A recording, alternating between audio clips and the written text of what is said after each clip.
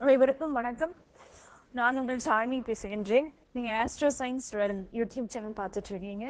இப்போ நம்ம 12 ராசிகளுக்கான ஆகஸ்ட் மாதம் 2024 பலன்களை பலன்களை பார்த்துட்டு இருக்கோம். அந்த வயது இப்போ மீன ராசிக்கு ஆகஸ்ட் 1, 2024 முதல் ஆகஸ்ட் 31, 2024 வரைக்கும் எப்படி இருக்க போகுது அப்படின்றத பார்க்கலாம்.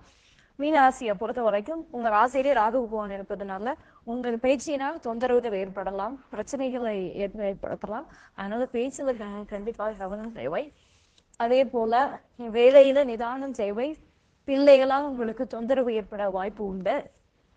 தொழில புதிய வாய்ப்புகளும் வாழ்க்கையில புதிய முதலீடுகளையும் நீங்கள் தவிர்த்துக் கொள்வது மிகவும் நல்லது.